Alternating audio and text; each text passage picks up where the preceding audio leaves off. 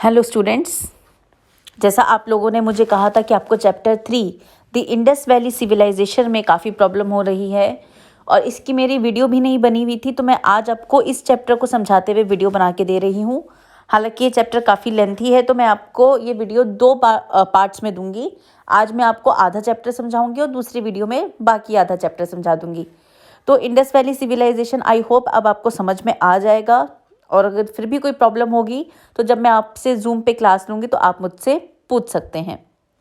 तो यहाँ पे स्टार्टिंग में देखते हैं कि जो डिस्कवरी होती है, जो एंशियंट ruins हैं हड़प्पा के, जिनकी डिस्कवरी किसने करी थी? दयाराम साहनी ने 1921 में, और मोहनजोदाड़ो की किसने करी थी? राखल दास बनर्जी ने 1922-23 के दौरान। ये दोनों ही जो है आर्कियोलॉजिकल सर्वे ऑफ इंडिया के ऑफिसर थे और इन्होंने जो है इसकी डिस्कवरी करी थी, और एक बहुत ही पुराना मिथ जो है उन्होंने ख़त्म कर दिया था इस डिस्कवरी के बाद। मिथ क्या था कि पहले ये माना जाता था कि जो भारत की हिस्ट्री है वो आर्यंस के आने के बाद से शुरू होती है, यानी कि जो आपने चैप्टर पढ़ा था वैदिक एज, वहाँ से शुरू होती है। लेकिन इस एक्सकेवेशन के बाद ये पता चल जाता है कि आर्यन से पहले भी भारत में जो है वो मैनकाइंड हिस्ट्री थी। यहाँ पे जो है सिटीज़ थी like Harappa and Mohenjodaro type की जो प्लैंड सिटीज़ हैं वो थी, जिसने भारत की हिस्ट्री को ऑलमोस्ट 2000 साल पहले और कर दिया, और ये दिखा दिया कि इतने साल पहले भी, यानी कि 4500 साल पहले भी भारत में एक बहुत ही हाईली एडवांस्ड अर्बन सिविलाइजेशन जो है वो पनप रही थी, और जिसकी मिसाल जो है वो आज भी दी जाती है। अब आता है नेक्स्ट इसका ओरिजिन, कि इसका ओरिजिन कैसे होता है।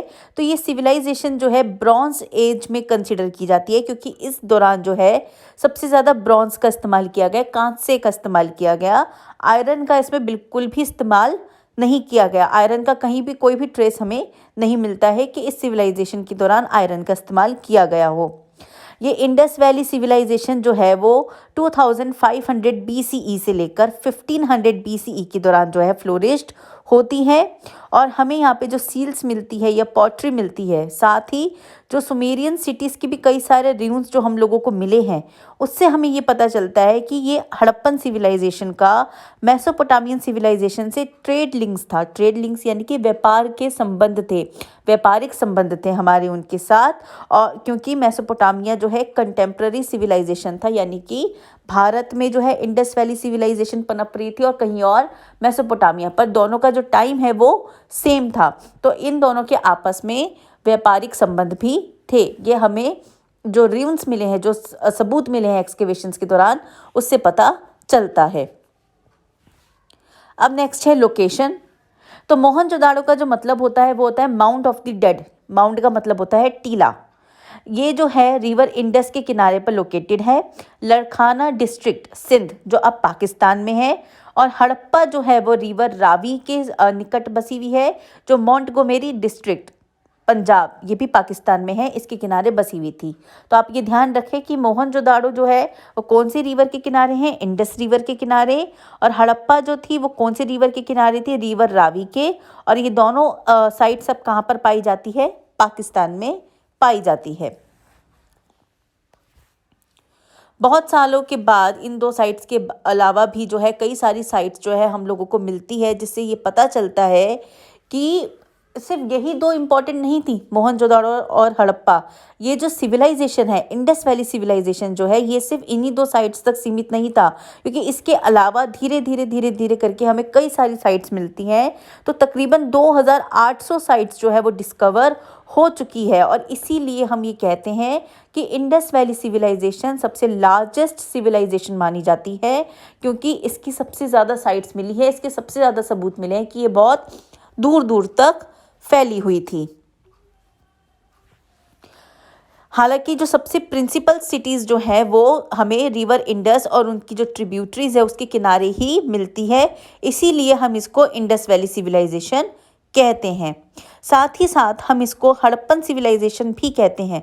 यहाँ आपको ध्यान देने योग्य बात है, ये आपको पेपर में भी कई बार पूछ लिया जाता है, और बड़ी क्लासेस में भी आपको ये फ़ायदा करेगा कि सबसे पहली बात तो हम इसको इंडस वैली सिविलाइजेशन क्यों कहते हैं? क्योंकि जो मेजर सिटीज़ है जैसे मोहनजोदाड़ो, ठीक है, या फिर हड़प्पा, ये सारी जो है इंडस रिवर के किनारे जो है या उनकी ट्रिब्यूटरीज के किनारे जो है वो पली बड़ी, इसलिए इसको इंडस वैली सिविलाइजेशन कहते हैं। लेकिन हम इसको हड़प्पन सिविलाइजेशन भी कहते हैं, क्योंकि Harappa was the first sight, Harappa पहली साइट थी जो सबसे पहले निकाली गई, जो सबसे पहले खोजी गई थी, और इसीलिए हम इसको हड़प्पन सिविलाइजेशन भी कहते हैं। अब आपको समझ में आ गया होगा कि इसको इंडस वैली सिविलाइजेशन क्यों कहते हैं और इसको हड़प्पन सिविलाइजेशन भी क्यों कहते हैं।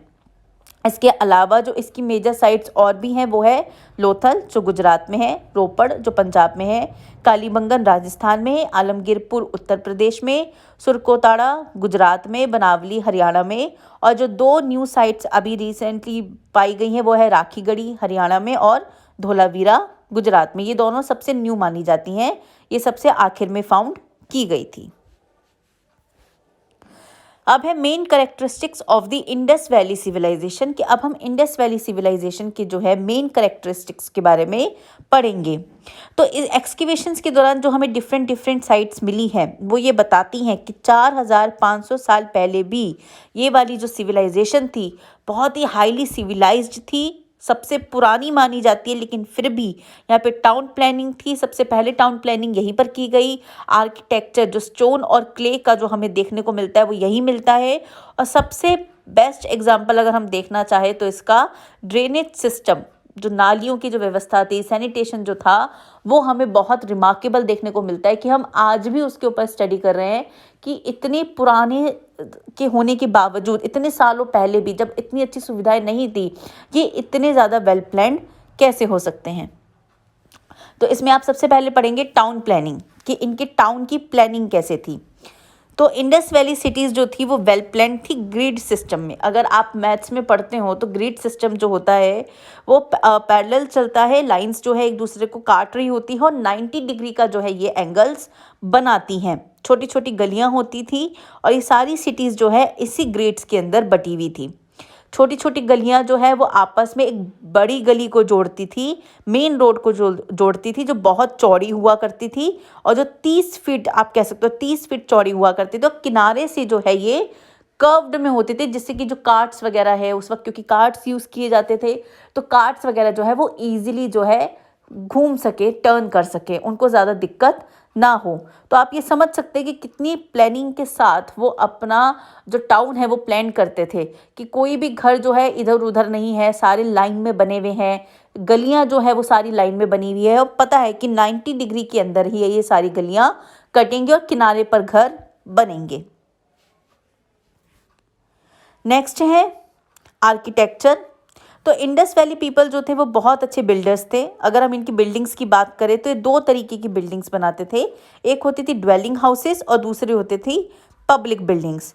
ड्वेलिंग हाउसेस यानी कि लोगों के जो अपने घर जिनको हम कंसिडर करते हैं वो माने जाते थे। ये बहुत बड़े होते, लार्ज ब्लॉक्स की जो है वो हाउसेस बनाए जाते थे।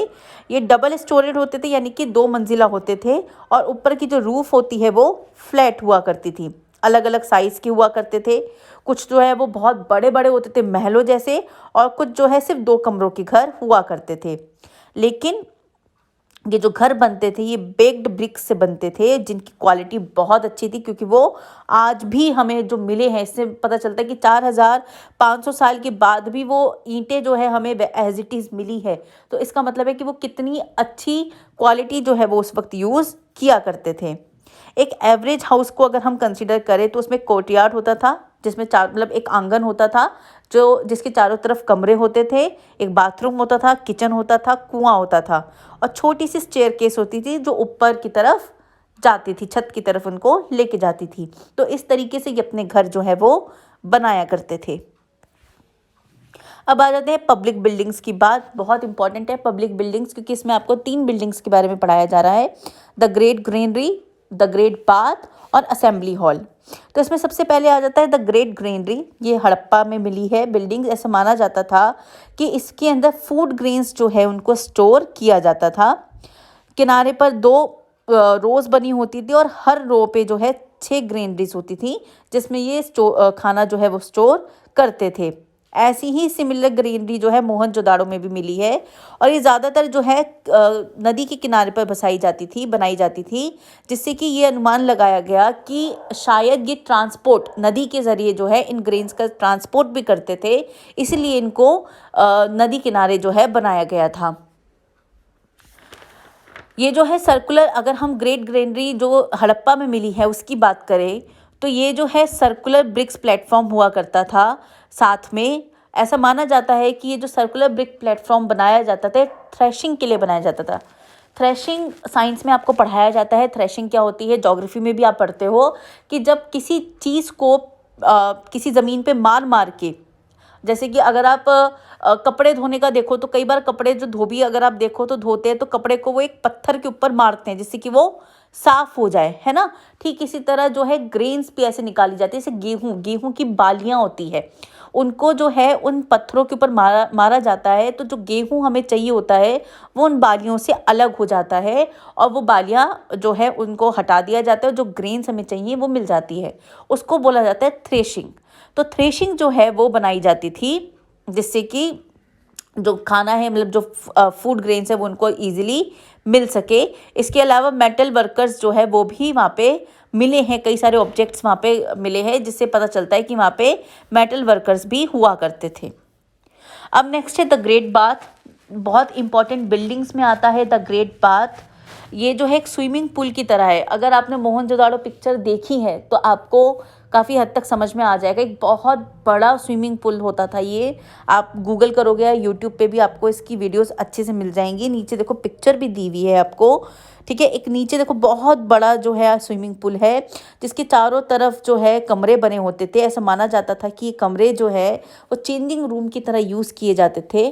6 एंट्रेंस होती थी इसकी, गैलरीज होती थी, ड्रेसिंग रूम्स होते थे, 2 फ्लाइट स्टेप्स होती थी, यानी कि दोनों तरफ से चढ़ने के रास्ते हुआ करते थे, कि 2 रास्ते होते थे जिससे कि आप स्विमिंग पूल के अंदर जा सके।